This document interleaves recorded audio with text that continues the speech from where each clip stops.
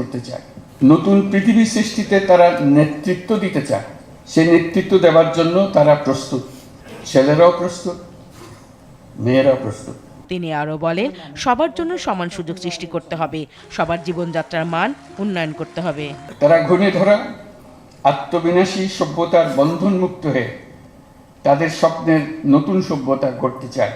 সেই সভ্যতার মূল লক্ষ্য থাকবে পৃথিবীর সকল সম্পদের উপর প্রতিটি মানুষের সমান অধিকার নিশ্চিত করা, প্রতিটি মানুষের স্বপ্ন দেখার এবং সেই স্বপ্ন বাস্তবায়নের সকল সুযোগ নিশ্চিত করা, মানুষের জীবনযাত্রাকে এমনভাবে গড়ে তোলা যাতে করে পৃথিবীর অস্তিত্ব কোনো রকমে বিঘ্নিত না হয়। সংস্কৃতি মন্ত্রী মোস্তফা সরোয়ার ফারুকী বলেন, এবার নিরপেক্ষ দৃষ্টিতে যে পদক প্রদানের উদাহরণ তৈরি হলো তা আগামীতে যেন অব্যাহত থাকে। এরকম বড় ঘটনাগুলো যে কোনো জাতির মানুষ গঠনে বড় ভূমিকা রাখে। আতিকা রহমান,